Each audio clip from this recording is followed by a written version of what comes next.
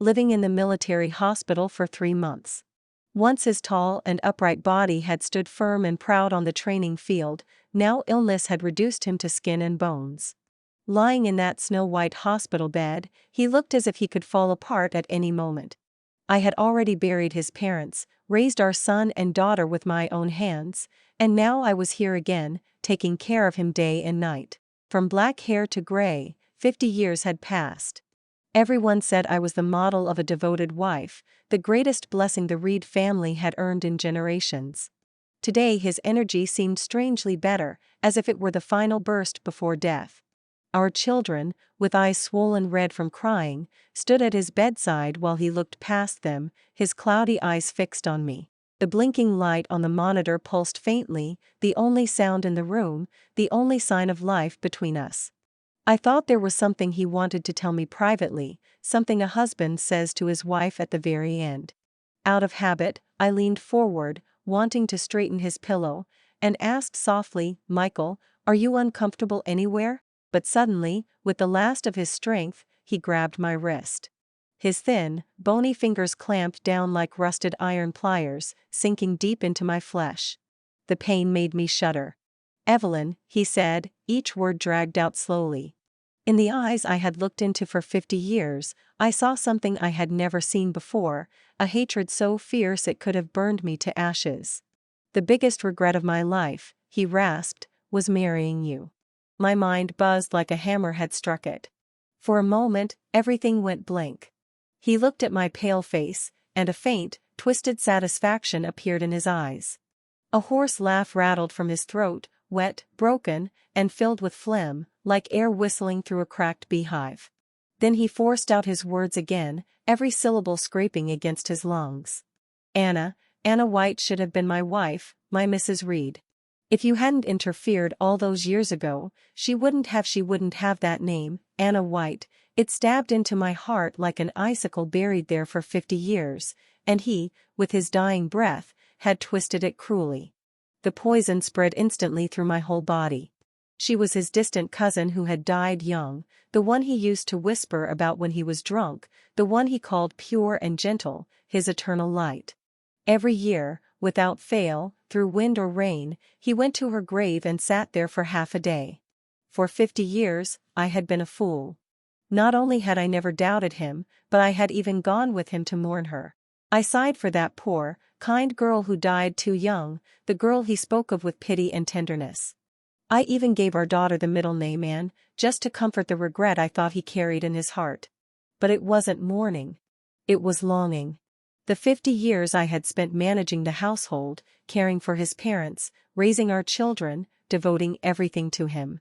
All of it, in his eyes, had been nothing more than a cuckoo taking another bird's nest, a mistake that lasted half a century, standing between him and his true love.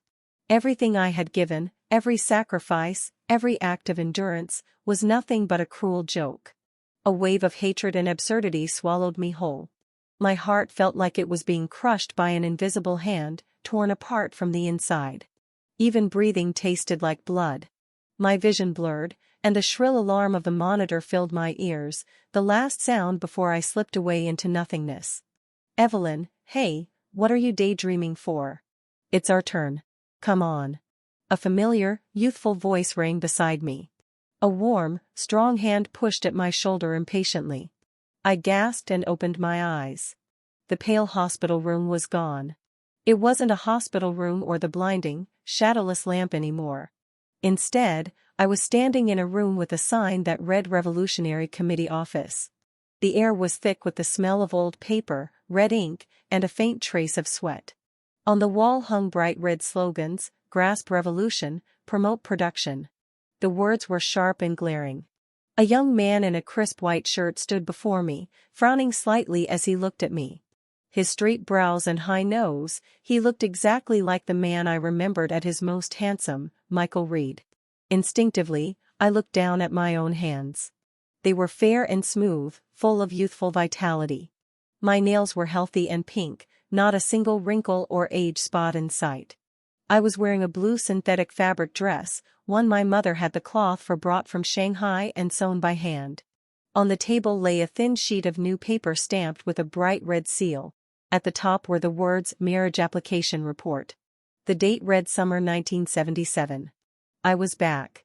I had returned 50 years into the past, to the very day we had just submitted our marriage application, the day we were about to receive our marriage certificate. "Comrades, your application has been approved. Congratulations to both of you." Another fine couple joining the path of revolution. The clerk, a cheerful, broad-smiling woman, handed that sheet of paper, the one that had decided the tragedy of my previous life, into Michael Reed's waiting hands. Michael's face lit up with delight, the smile in his eyes nearly overflowing. His hands trembled slightly as he reached out, his voice quivering with excitement. "Thank you. Thank you, comrade." Those were the same hands that, 50 years later, would grip my wrist like iron tongs and say the cruelest words in the world.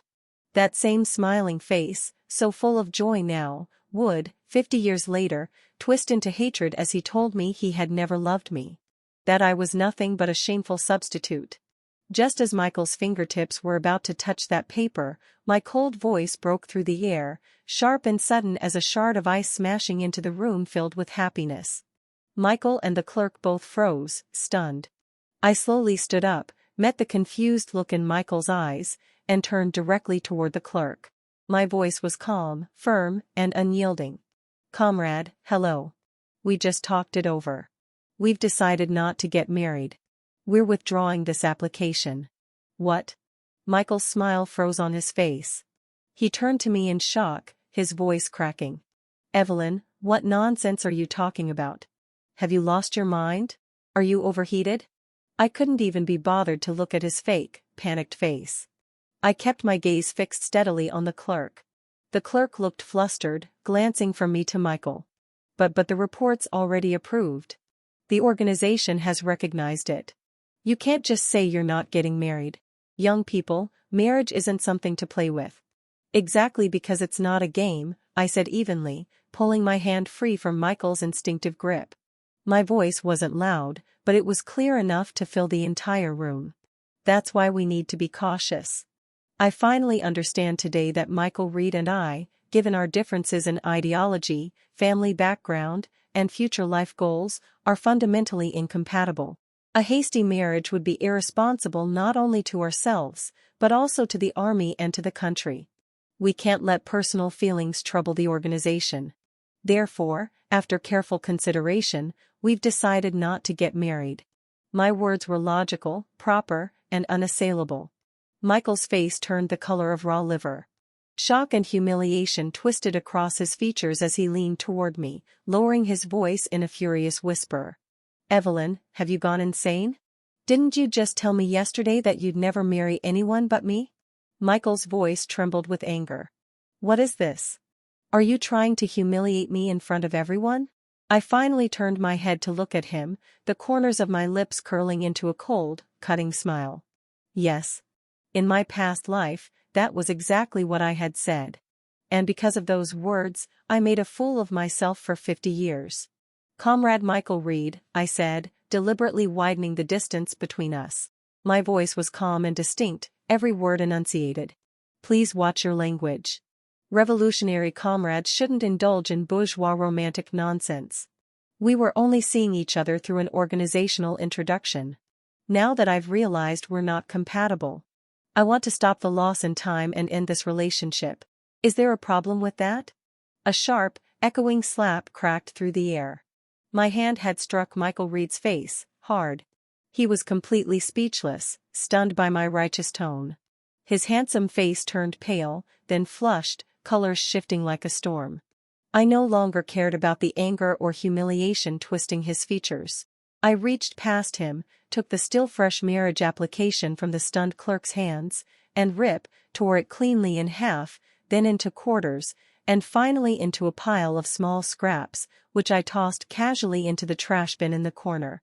"There," I said, brushing my hands together as if dusting off invisible dirt. Without a backward glance, I turned and walked toward the door.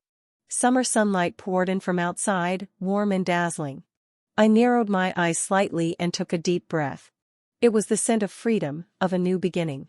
Behind me came Michael Reed's furious shouting and the clerk's anxious attempts to calm him down. But none of it had anything to do with me anymore. This time, I thought, Michael Reed and Anna White, your tragic, destined love story can stay locked away forever. Don't ever come near me again. I had just stepped out the door of the office, barely taken a few steps, when someone grabbed my wrist hard from behind.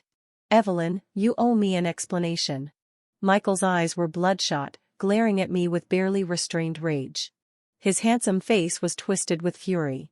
What do you take me for? You want to get married, we get married. You don't, then we don't. Am I just some toy for you to play with?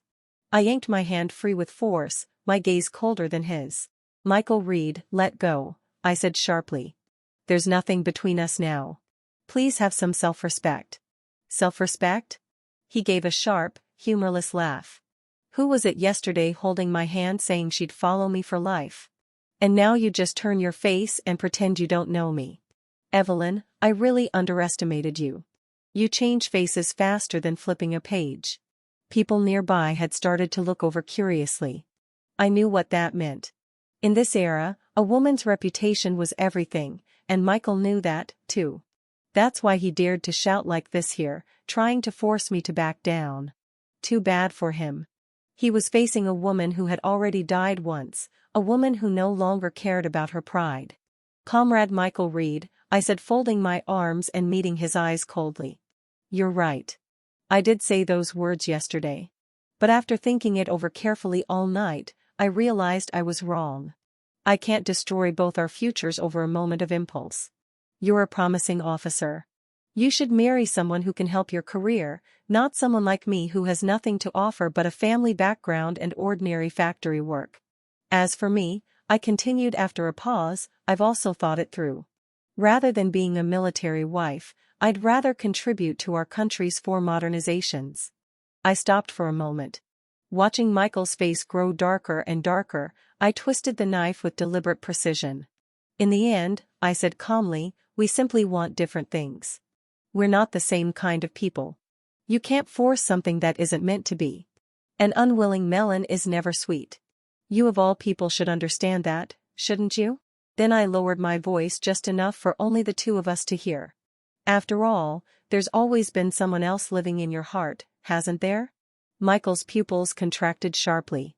The color drained completely from his face as he stared at me like he'd just seen a ghost. It was clear he never imagined that the secret buried in the deepest part of his heart could be exposed so casually, as if it were nothing. How do you know? His lips trembled, unable to form a full sentence. Seeing his panic, a rush of vindictive satisfaction surged through me. No, I tilted my head innocently, blinking like a harmless little rabbit. I don't know anything. I just feel that we're not suitable for each other. Then smiling faintly, I added, Captain Reed, I wish you a bright future and that you find a wife who truly suits you. Goodbye. Without giving him another chance to respond, I turned and walked away.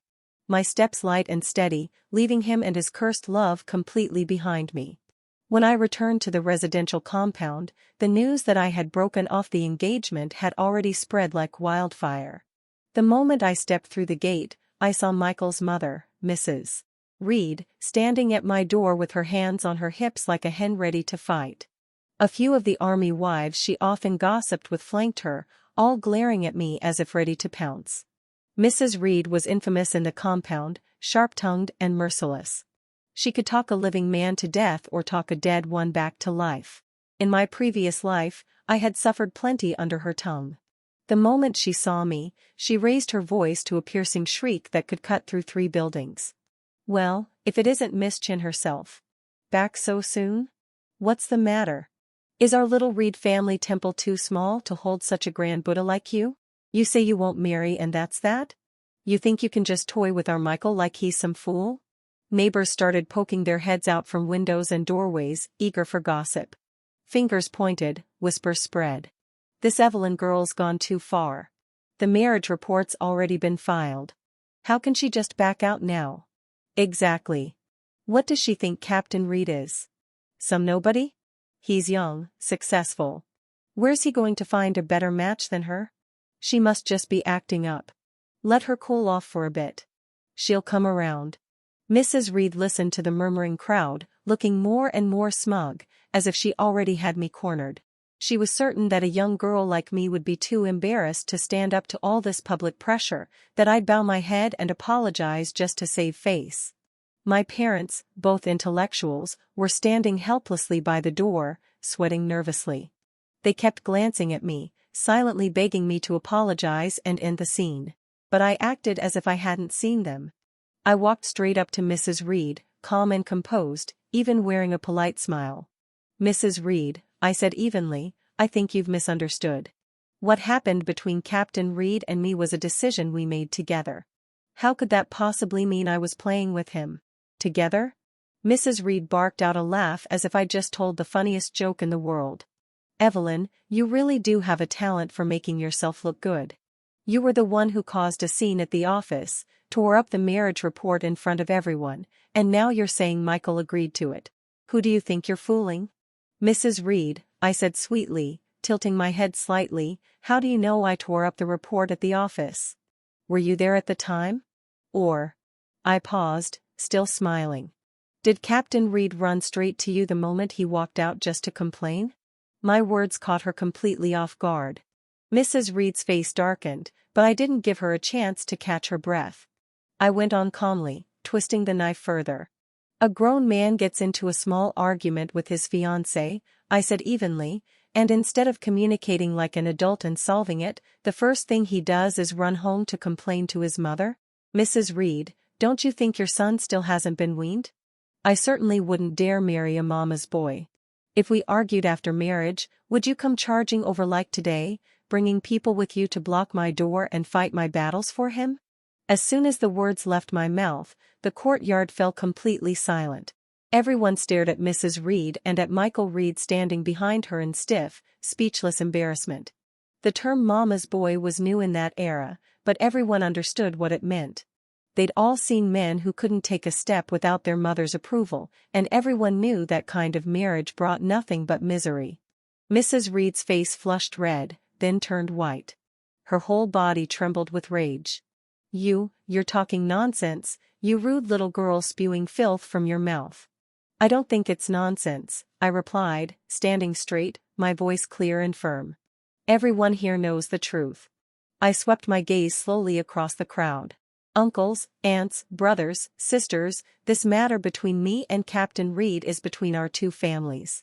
We realized our personalities don't match and decided to part ways. That's our mutual choice. Marriage is a serious matter. It determines a lifetime of happiness. We can't joke about it just because we're afraid of gossip." Then, shifting tone, I turned my gaze back to Mrs. Reed, my eyes turning cold. "I may not be some pampered heiress, but my parents raised me as their treasure. I'm not marrying into the Reed family to be some servant, someone you can order around. If your son wants to marry me, he should show sincerity and respect. If he can't do that, then it's better we don't marry at all." My words rang out loud and clear, resolute and sharp. The murmurs in the crowd shifted instantly. "Evelyn's right. Marriage isn't something to fool around with. If they're not compatible, better to end it now." "Exactly. Mrs. Reed's always been too overbearing.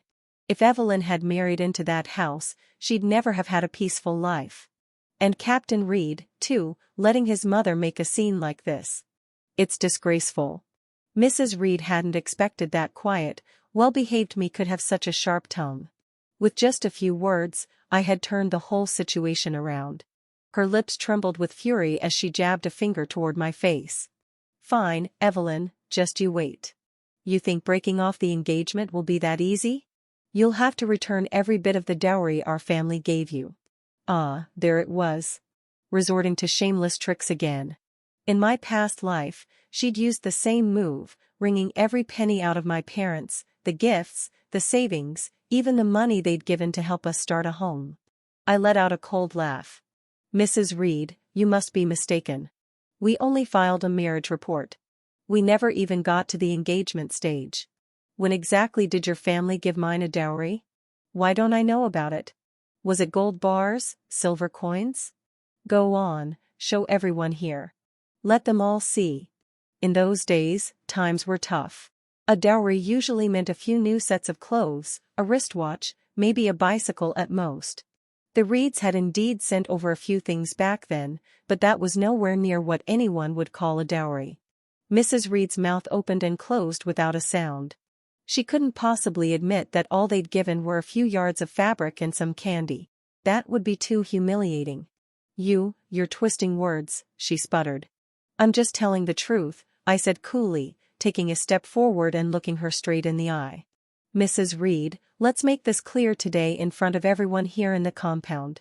Between me and Captain Reed, it's over. From now on, our paths in marriage and life are separate. We have nothing to do with each other. If your Reed family dares to come to my home again making trouble and trying to ruin my reputation, I said coldly, then don't blame me for being impolite. I won't hesitate to report certain matters to the higher-ups in the army. I deliberately emphasized those two words, certain matters, and my gaze shifted full of implication toward Michael Reed standing behind his mother. His whole body stiffened. The color drained from his face, turning deathly pale. He knew exactly what I was referring to, Anna White. If this got out, if word reached the military leadership that he had been courting an official match arranged by the organization while still maintaining an ambiguous relationship with his cousin, his position as a captain would be finished. In the army, issues of personal conduct were serious, career-ending serious.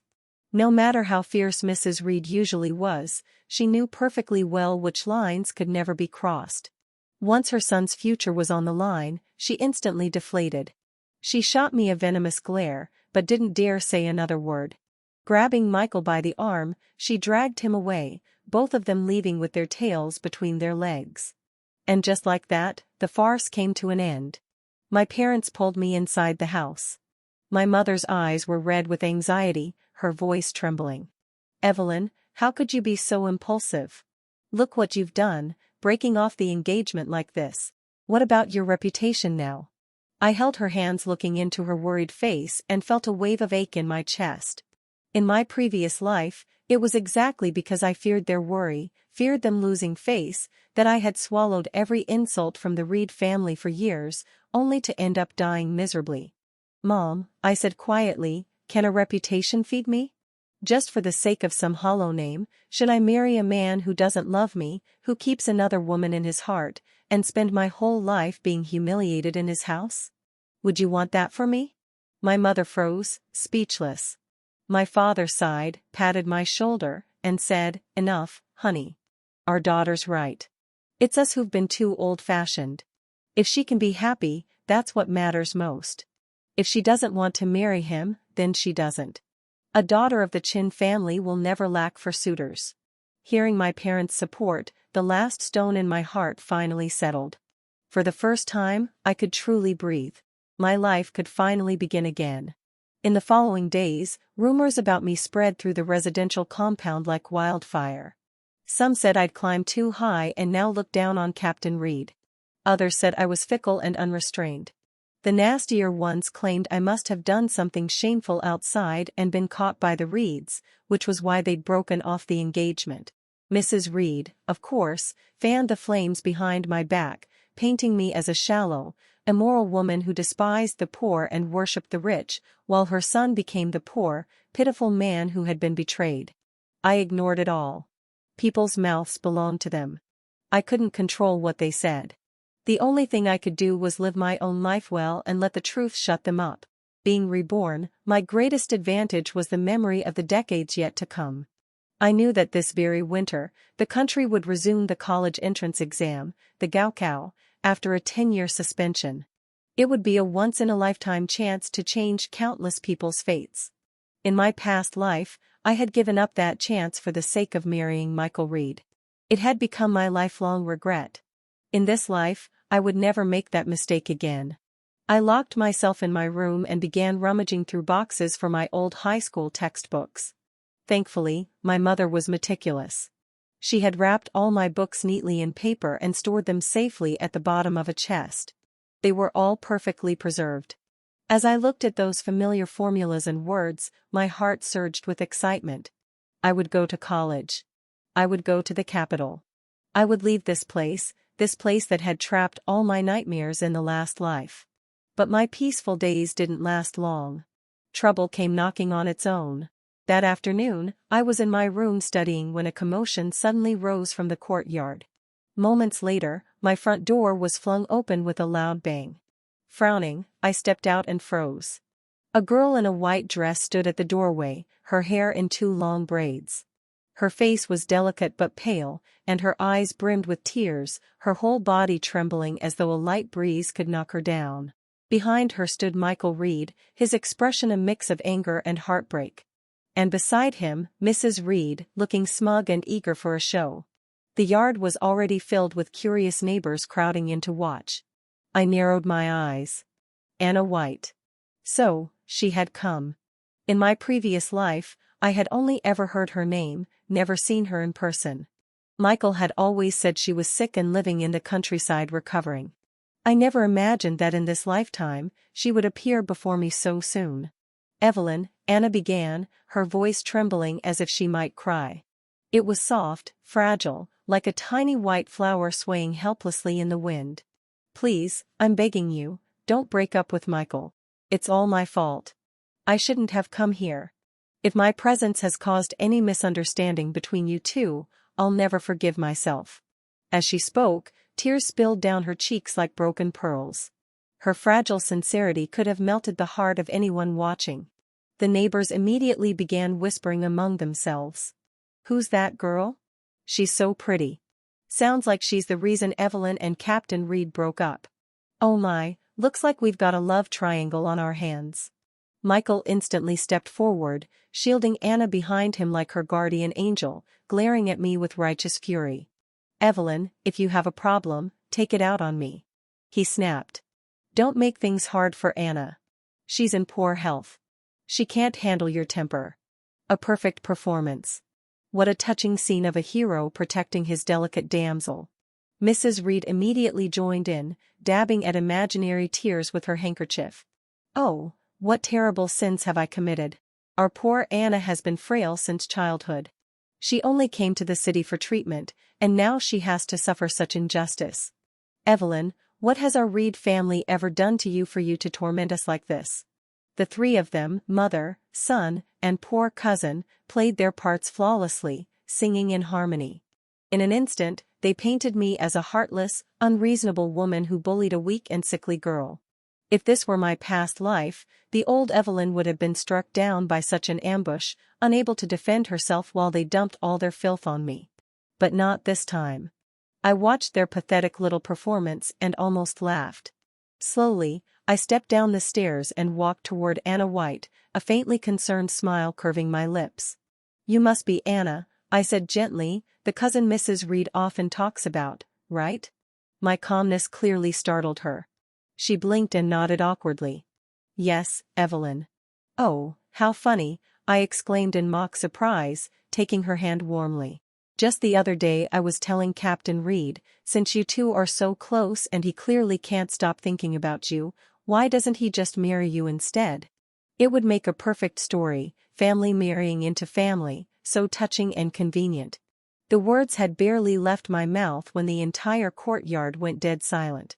Every single person turned to look at me with stunned, almost ghost-struck expressions. Michael and Anna's faces instantly turned white. In this era, though marriages between cousins still occasionally happened, they were no longer encouraged, especially not in a military compound. If such talk spread, it would be considered scandalous. My words sounded like a kind and innocent suggestion, but in truth, they branded their so-called sibling affection with a big, murky stain. You're lying, Michael shouted, trembling with anger. When did I ever say anything like that? You didn't? I tilted my head and blinked innocently. Maybe I remembered wrong, but that doesn't really matter, does it? What matters is what you two think and what you've been doing. My gaze slid meaningfully toward the two of them, their bodies standing close together and Michael's hand still resting protectively on Anna's shoulder. Anna flinched as if burned, jerking away from him, her face wet paper white. No, Evelyn, you've got it wrong. There's nothing between us, Michael and I. We're innocent. Innocent? I smiled slowly, the kind of smile that carried layers of meaning. My dear, Innocence isn't something you can claim just by saying it. You're an unmarried young woman, yet you've been living under the same roof as your cousin, who was about to get married, no less. You go out together during the day, come home together at night, and who knows what happens then? If people start talking, what do you think they'll say? And what will you think? Then I turned to Michael. My voice calm but carrying through the courtyard like a clap of thunder. Captain Reed. The word hit like a bomb. The crowd's expressions shifted, their gazes suddenly curious and suggestive, darting back and forth between the two of them. Yeah, someone muttered under their breath. What's that cousin doing living with him, anyway? A man and woman alone, it doesn't look right. No wonder Evelyn broke off the engagement. Now it all makes sense.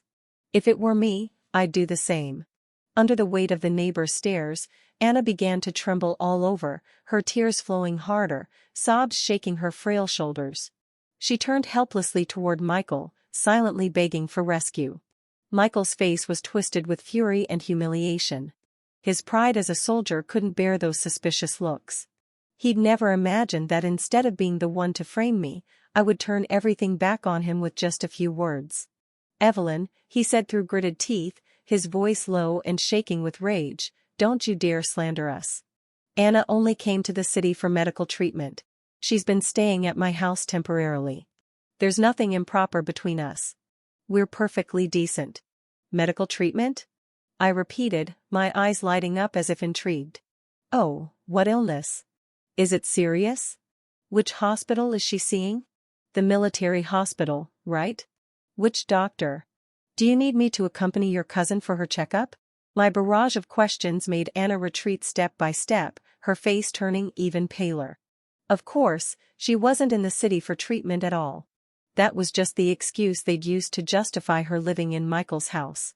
Seeing that things were about to spiral completely out of control, Mrs. Reed quickly jumped in to smooth things over. That's a private family matter. We don't need an outsider meddling in our business. Evelyn, let me tell you, today we're only here to ask you one thing. Are you still marrying my son or not? She was trying desperately to drag the topic back to where she could control it. Too bad for her. I wasn't giving her that chance. Marry? Of course I'll marry. I said suddenly, smiling radiantly. Everyone froze. Even Michael's eyes flickered with surprise, almost with hope. I stepped closer to him, tilted my chin up, and looked straight into his eyes. Word by word, I said clearly, Captain Reed, I agree to marry you, but I have one condition. What condition? He asked reflexively. My gaze slowly shifted past him to Anna White, standing just behind his shoulder. The corner of my mouth curled into a faint wicked smile. My condition, I said sweetly, is that Miss Anna will be our bridesmaid. And not only that, after we get married, I want her to move in and live with us. We'll be like real sisters. I'll take care of her personally. After all, she's the one who holds the most special place in your heart. As your wife, it's only right that I help share your burdens, isn't it? When I finished, the entire courtyard fell into dead silence. Every single person stared at me like I'd lost my mind. Letting your husband's beloved white moonlight move in with you, under your roof, and personally take care of her. What kind of lunacy was that? Michael and Anna's faces had gone beyond ugly. The expressions they wore were a masterpiece of shock and mortification. They had come here planning to use Anna to corner me, to ruin my reputation, to make me the laughingstock of the whole compound. But instead, I had flipped the game, shoving the burning hot potato right back into their own hands in a way they could neither comprehend nor accept. If Anna agreed, she'd have to stand by and watch the man she loved marry another woman and live in the same house, watching us act like a happy couple day after day. That would be worse than death. If she refused, then why refuse? Weren't they innocent cousins as they so proudly claimed? If she turned down my kind offer, what would that imply? That she had something to hide? It was a dead end, a trap I'd built just for them, one that would force them to expose their own ugliness, no matter which way they turned. Anna swayed on her feet, her face drained of all color. Then with a faint gasp, her eyes rolled back, and she collapsed straight backward. Anna! Michael shouted, stumbling to catch her as she fell, his arms flailing in panic. The grand little show they'd so carefully orchestrated ended with the heroine fainting in humiliation. Cradling Anna in his arms, Michael fled under the weight of dozens of complex, judgmental stares. As they left, Mrs. Reed threw me a venomous glare, her eyes full of hate, as if to say, "Evelyn, just you wait." Oh, I was waiting, all right. I was waiting to watch them step by step down the very road to ruin I had prepared for them. After that day, my reputation in the compound became completely divided. Some said I was sharp-tongued, unforgiving, and far from a gentlewoman.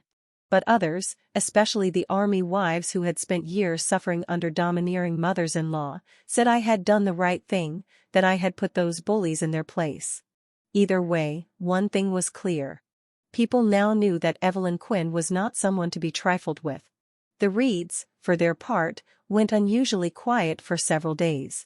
I enjoyed the peace, pouring all my focus into my studies.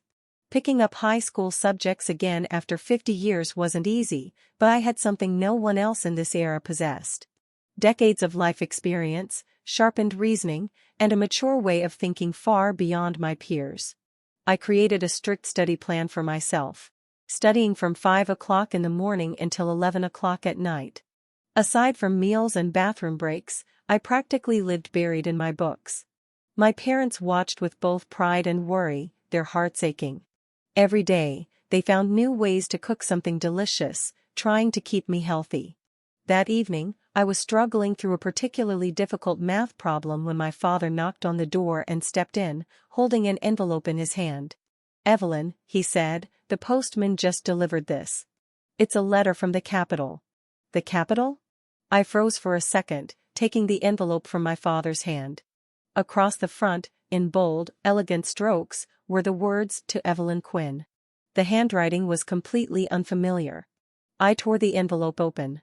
Inside was a single, thin sheet of paper. The message was simple, just one line. "He who wishes to wear the crown must bear its weight. The college entrance exam is near.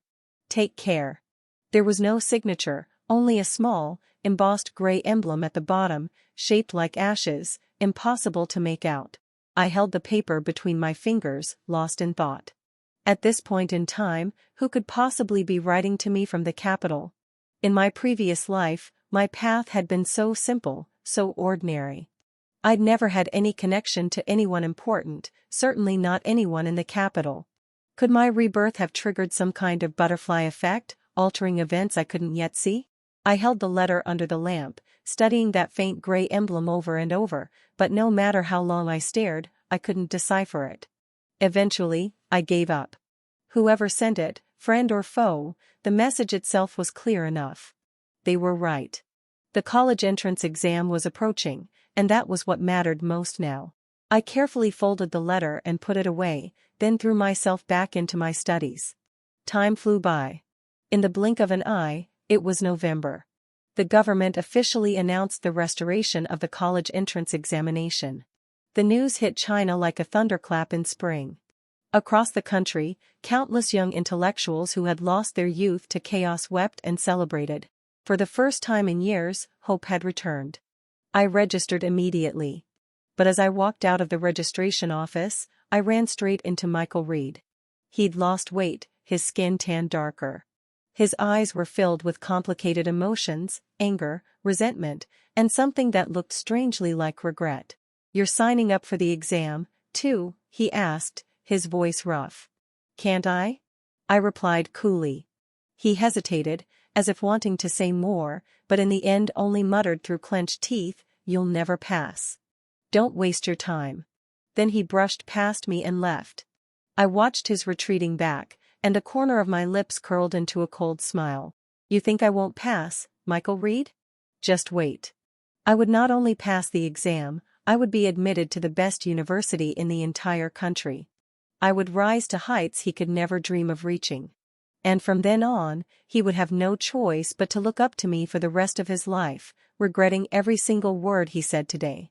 The exams were scheduled for mid-December, held at the city's first high school. On the morning of the test, it was still dark when my parents got up to prepare breakfast for me. 2 boiled eggs and a steaming bowl of noodles. "Evelyn, don't be nervous," my mother said, her eyes red. Just do your best. Even if you don't pass, you'll always be our pride. I nodded, finished my meal, and walked toward the exam hall under their hopeful gaze. Inside, the room was filled with faces, some familiar, some strange. There were teenagers barely in their teens and adults well into their 30s, but every single one of them carried the same burning look of longing and hope for the future. My own heart surged with emotion. When the bell rang and the test papers were handed out, I took a deep breath and tightened my grip on my pen. Evelyn Quinn, I told myself, this time, live for yourself. When I finally walked out after finishing the last exam, snow had begun to fall. I looked up as white flakes drifted gently from the gray sky, fluttering down onto my face. The snow was cold against my skin, but it made me feel astonishingly awake. With this exam, I had finally put an end to all the regrets of my previous life, and from this moment on, my new life would officially begin. On my way home, I ran into Michael Reed again. He looked like he'd been waiting for me, standing beneath a bare poplar tree, his shoulders dusted with a thin layer of snow. "How did it go?" he asked. "Not bad," I replied briefly. He was silent for a moment, then suddenly said, "Evelyn, can we really never go back to how things were?" I couldn't help but laugh as if he just told the funniest joke in the world. "Michael Reed, did you forget?" I said with a cold smile. Who was it that stood right in front of me and said, word for word, that marrying me was the biggest mistake of his life? Who was it who, together with his mother, came to my door to humiliate me for the sake of his precious white moonlight? I let my smile fade, my eyes turning icy. "What's the matter? Is your white moonlight not so sweet anymore?" His face went pale. His lips moved as if he wanted to explain something, but I cut him off. "I heard," I said slowly, "that Anna White threw a fit at you recently, said you were useless, that you couldn't even handle getting a wife. Then she ran back to the countryside, didn't she? But not before saying she'd wait until you made something of yourself in the city before coming back." I tilted my head slightly. "That's what I heard anyway, from a few of those gossip-loving army wives in the compound." Michael's face darkened to an ugly shade of greenish-gray. Clearly, I'd hit every mark. "You've been investigating me?" he demanded through gritted teeth. "I don't have that much free time," I said with a shrug. "Your family's drama is just too loud. It's impossible not to hear about it." I stepped around him, ready to leave. "Evelyn," he called after me, his voice breaking with a note of desperation. "Do you really have to be this heartless? Were all these years between us fake?"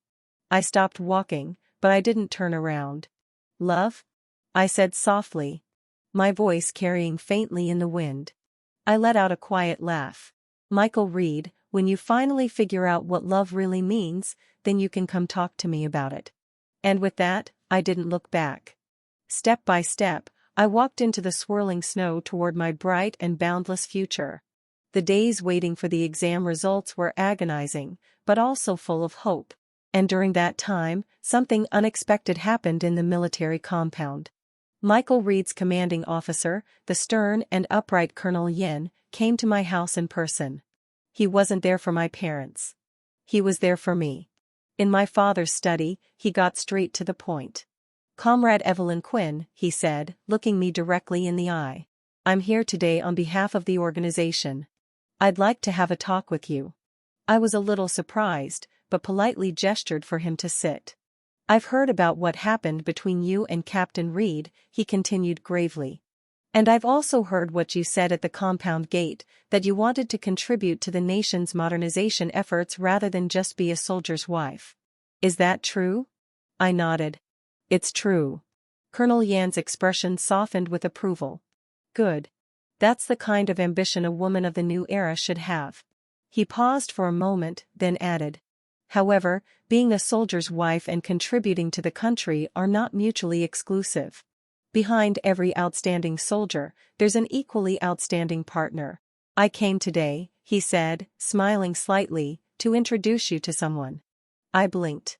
What kind of bizarre plot twist was this? "Colonel Yin, thank you for your kind intentions, but I..." "Don't be so quick to refuse," he interrupted with a wave of his hand. Then, opening his briefcase, he pulled out a photograph and slid it across the table toward me. Take a look at this first. The photo was black and white. It showed a young man in military uniform, standing tall and straight as a pine. His features were sharp and well-defined, his gaze cutting and fierce like an eagle's, so sharp it felt as though he could see right through a person. Even in profile, he radiated a kind of presence that was impossible to ignore. Something about him looked vaguely familiar. His name is Ryan Yin, Colonel Yin said, pride slipping subtly into his tone. He's my nephew, 28 years old, a major in a special operations unit in the capital. He came home to visit recently, and I happened to mention you. He was quite impressed. Ryan Yin. The name clicked in my mind. That day when Michael Reed and Anna White had made a scene outside my house, I'd noticed him among the crowd, a cold, composed face that had stood out even then. So, it had been him. A major from the capital's special forces. Suddenly, my mind flashed to that mysterious letter. He who wishes to wear the crown must bear its weight. Could it have been from him? A storm rippled quietly through my thoughts, though I kept my expression calm. And what exactly does he admire about me? I asked evenly. Your courage, your intelligence, your unwillingness to back down, Colonel Yin said, nodding approvingly. He said his future wife should be like you, someone who can stand beside him as an equal, not hide behind him. My heart skipped a beat. Stand beside him as an equal. Those 4 words. They were a luxury I hadn't even dared to dream of in my last life. Colonel Yin noticed my hesitation and added with a gentle smile. Of course, this is only a suggestion. Matters of the heart should always be left to you young people. I just happen to think you're a good match. Let me give you his contact information. You can write to each other first, perhaps as pen pals. Once your exam results come out, no matter how they turn out, you can still exchange a few letters. After he left, I sat at the table, staring for a long time at the small note with Ryan Yan's name and address written on it. That name dropped into the quiet lake of my heart like a pebble, sending ripples through waters that had long been still. Before the Lunar New Year, the college entrance exam results were released. I ran all the way home with my report card clutched in my trembling hands. I had passed. Not only that, I was ranked first in the entire city and had been admitted to the top university in the capital, Washington University. My parents hugged me tightly, tears streaming down their faces. The news spread like a bomb through the entire military compound. All those who had whispered behind my back, mocking me for being delusional, fell silent. The looks they gave me shifted from disdain to shock to envy and finally to admiration. When Mrs. Reed heard the news, she was in the courtyard doing laundry. She dropped her wash basin on the spot, her face turning darker than soot. As for Michael Reed, I heard he locked himself in his room for an entire day and didn't come out. In his eyes, I had once been the worthless woman he'd thrown away. Now, I had become the top liberal arts student in the city, a future student of Washington University, the most prestigious school in the nation. That slap of fate was loud and clear. Could there be a sweeter revenge than this? Before the semester began, I wrote my first letter to Ryan Yin. I told him that I'd been accepted into Washington University and would soon be moving to the capital. Not long after I sent the letter, I received his reply. His letter was short, the handwriting bold and firm, just like the man himself. There was only one line written on the page. I'll be waiting for you in the capital. Welcome to my world. I stood there in the sunlight, staring at those words on the paper, and smiled. Yes, a new world, one without Michael Reed, without Anna White, without the pain and shackles of my previous life. A brand new world. And I was finally S.